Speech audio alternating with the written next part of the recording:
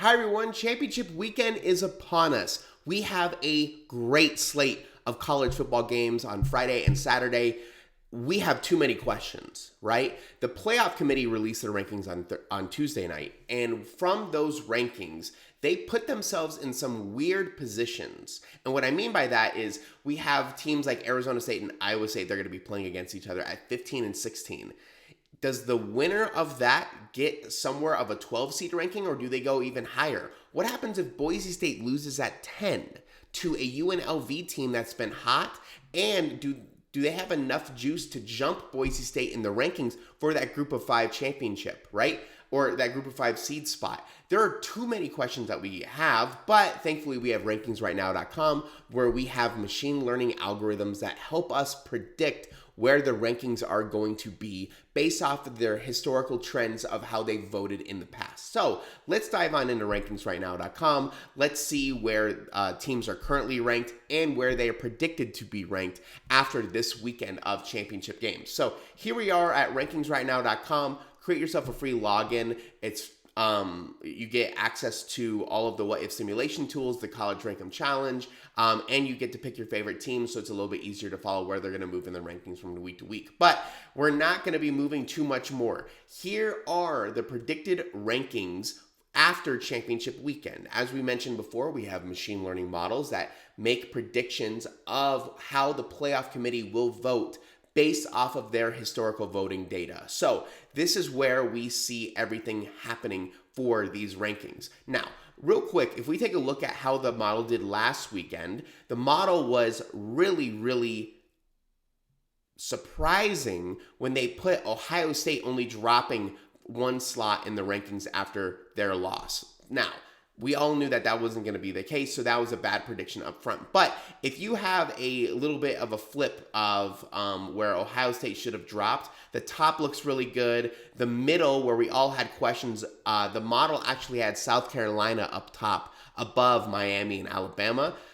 Those were the biggest misses of the model, were right here in this middle. But if you look at the top 20, if we fix up this top section and tweak up the middle section a little bit more, which I think really could have gone either way with how much noise we heard from both sides, this model would have been almost perfect through 20. So a couple of misses down here at the bottom, I'm not too concerned about that. I'm trying to make sure that the top 20 is in great shape every single weekend. If we look at how week 14 did, same thing. That middle section really struggled, but the top did good, and we had 13 through 20 that did really well as well. You know, 1 flip or 2, and we're in great shape. So this model has been accurate. We have definitely updates that we're going to make in the off season and try and make it as accurate as possible. The more accurate it is, the more fun it is for the fans. But let's take a look at these specific games that are happening this weekend.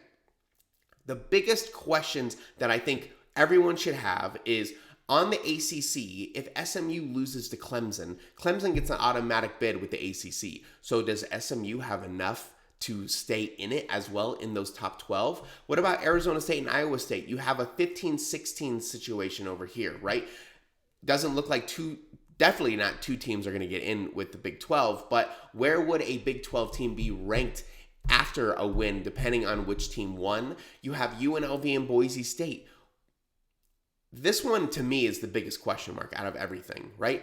Boise State is right on the edge of that 12. So if UNLV beats them by a significant amount, could Boise State fall below UNLV in the rankings? And would UNLV then get the group of 5 bid to the college football playoff? So not only could Boise State lose on a bye, but does UNLV even do they lose? Do they go from a bye to completely out of the playoff? Right? Not so big of questions with Oregon and Penn State. I have hypothetical questions, but same thing with Georgia and Texas. Right? It seems like Georgia, Texas, Penn State, and Oregon are all locked up.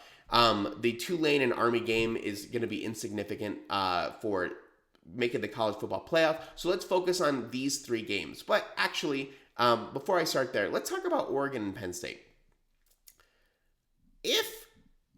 Let's go to the what if simulation tool.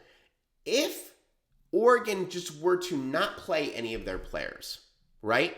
Let's say Oregon just decides, I don't think that it's even worth having the bye week for this week. What if we believe our second string players could beat Penn State? Now, depending on what side of the fan base you are on, you might say that is completely insane, but just go with the hypothetical with me. If Oregon decided we are going to treat this week like a bye week, and the Big Ten Championship is not that important to us at the end of the day, we're looking for a national title, do we think we could rest our best players and have the following two options? A, we rest our best players. We now get a chance at winning the Big Ten Championship. Let's say we lose. Now we get a home game in Eugene, which is one of the toughest places to play, and all of our best players have been rested and fresh. Or do we win and we get a bye, and now we get essentially 2 bye weeks back to back, right? I know there's a little bit of time in between when the playoff games start, but you just gave yourself 2 bye weeks. So I don't understand specifically where you would be interested in an Oregon situation where they're saying, we don't really want to play this game. There's no incentive for them to win the championship. If you're going to get a home game or you get to have a second bye week, you might be interested in having another home game. It might be more fun. It might be higher stakes, but let's just say Penn State wins this game 30-10. Let's say Oregon decides to rest all of their best players. If we go up here, run the run simulation tool or the run simulation button, now we would see that in this scenario, the rankings only have Oregon dropping down to number 2. Now, we saw this last weekend. I think Penn State would be ahead of Oregon. This is a machine learning model. These are not hard outcomes and hard predictions. These are predictions to try and give us into the sense of how far of a drop do we expect Oregon to have. Now, Oregon would only drop 1. I would assume that it would drop below Penn State if Penn State just beat them. It'd just kind of be the obvious thing. But that's how far ahead of the pack Oregon is ahead of everyone else, right? Behind the scenes is a point system, and so with a loss, they fall a certain amount of points. But even that's how far they are ahead of teams like Texas and Penn State and Notre Dame, right? So with that, Oregon would only drop to like a 3 or 4 seed or 3 or 4 ranking. So they wouldn't be the top ranked team. They wouldn't be a championship team. So therefore they don't get a bye week. But you're guaranteeing yourself a home game. So that's a really interesting question. I don't think Oregon would do that. It doesn't seem like a Dan Lanning type of thing, but definitely something that I would be interested in if it were to occur. Now, let's go ahead and reset all the scores. Now, let's get out of the hypotheticals of what happened if people play or don't.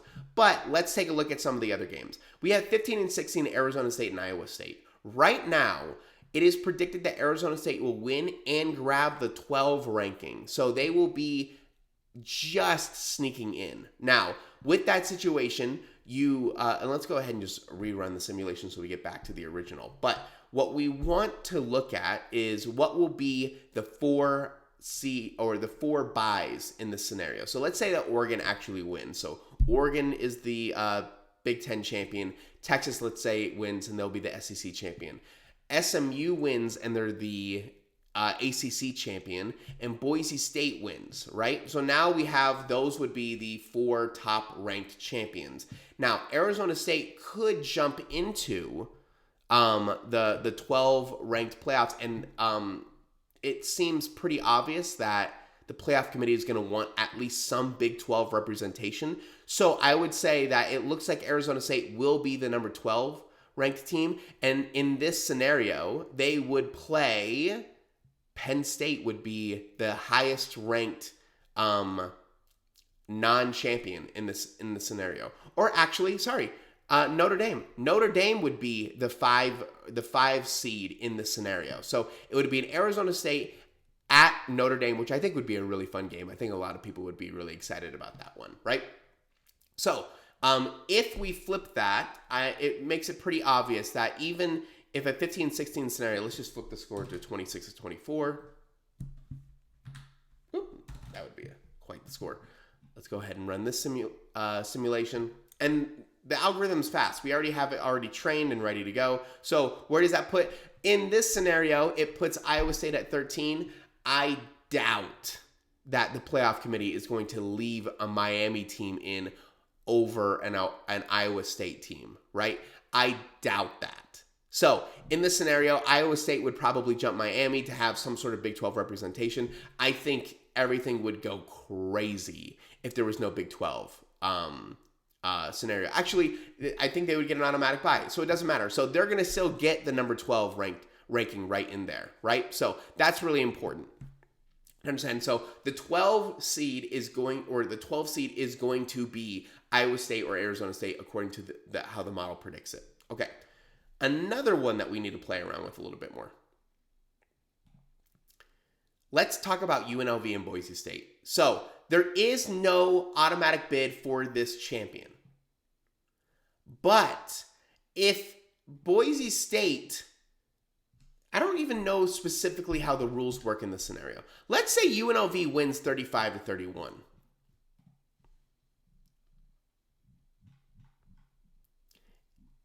If we look at the altered games, this is the only game, so everything else is how we expect it to happen. If this were to be the case, Boise State falls to 14 and UNLV jumps to 16. Does that give the committee enough to say, you know what? We're actually going to move UNLV ahead of Boise State, right? 14 and 16 are way too close to each other. So if UNLV pushes ahead of Boise State, and let's say they move UNLV higher than they typically would in this type of scenario, and they move UNLV up to 14 and Boise State down to 15 or 16, that means UNLV is in the college football playoff because they are the highest ranked G5. I don't think it's the highest champion G5 gets in, which in that case it would still be UNLV. But if it's not the highest, if I thought it was the highest ranked G5 team, and in that case, I would assume that they probably would put UNLV ahead of Boise State. So in the current situation, that would mean that not only does Boise State lose a first round bye, but they're completely out. So everything is on the table for Boise State going into this championship game against UNLV. We have to pay attention to that game way more than I think, because it's so funny to see all of these projections on, well, who's going to be the ranked team? And everyone has Boise State. Everyone is writing UNLV off of this game. The spread is 2. If you go to the current rankings and we look at the score, the spread is 5. It's less than a touchdown. So I would assume that people would be way more interested in this game than I think I'm seeing right now. A lot of people are just saying, "Oh, Boise State's going to win that game." That's an interesting one to me. So what I think would be a really interesting scenario is if UNLV wins that game, I don't think it's a champion. I think it's the highest ranked G5 team. Right now, it still says that Boise would be in if they lose that game, but a weird scenario, a really weird scenario. So finally, let's take a look at Clemson and SMU, right? Clemson with a win gets an automatic ACC bid. SMU with a loss, we kind of already talked about it a little bit, but if Clemson wins this game, let's say 30-27, it is chaos for the playoff committee. So Clemson gets in automatically, right? According to the algorithm, Clemson would only move up 2 spots in the rankings. It doesn't matter though. SMU down to 13. They're below Miami in this scenario. So even if you wanted to say, no, the playoff committee would not do that. SMU, and I think they kind of already alluded to that. They said that, well, if Miami can't jump SMU. So if SMU only dropped to 12, they're still not in.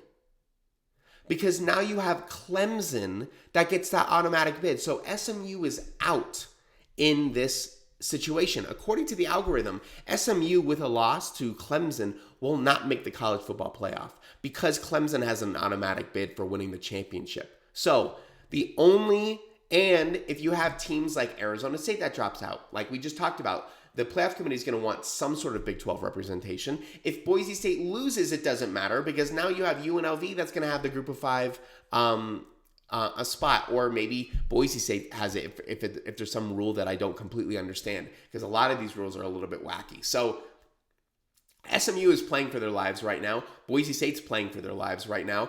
Clemson's playing for their lives right now. Arizona State is playing. Like, everyone on that outer rim of the playoff top 12, all going 100%, which is kind of a bummer, right? I think we all wanted to see teams like South Carolina get in. Like, there's just Alabama is in.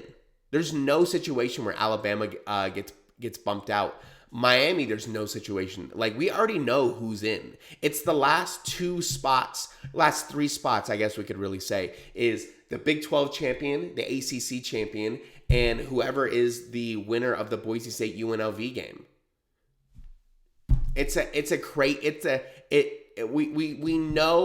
We know 9 of the 12. Everyone else is in. They're locked in. It doesn't matter if Penn State loses. It doesn't matter if Oregon loses. It doesn't matter if Texas or Georgia loses, right? We all know who's in. It's now coming down to those 3 games. So those are the 3 that I'm going to be paying closest attention to. I would love to see Oregon just not play anybody and make a point, right? Because incentives mean everything. What is the incentive for Oregon? Hey, you either get a home playoff game against, you would get a home playoff game. Let's say they would be ranked higher than Notre Dame, even with a loss. You would be the 4 seed, and so you're going to get someone like Arizona State, SMU. SMU would be out in that case. So you would get Arizona State or Clemson, or maybe you don't want to play one of those games and you would rather have that be a bye week and get everyone healthy. But, if you really do think that you have one of the best rosters on planet Earth and you think you can just roll it out and say, our second string guys can compete with you, I would be so curious on where that might land and give everyone 2 bye weeks going and make them extremely healthy going into the top 8 teams. So super all fun and interesting. This is going to be our last show for the predictions of where things might go and what if simulation tools. So thank you to everyone who's been along for the ride on rankings right now. This was our first year. I found it to be extremely successful and fun. Yes, there are obvious tweaks that we can make to the algorithm that we will be doing in the off season. The point of doing all of this was for the fans to give another element and another angle of conversation around college football. Rankings are extremely important, as bizarre as they are, but the more accurate that we can know ahead of time what the rankings are going to be, the more fun these Saturdays are going to be.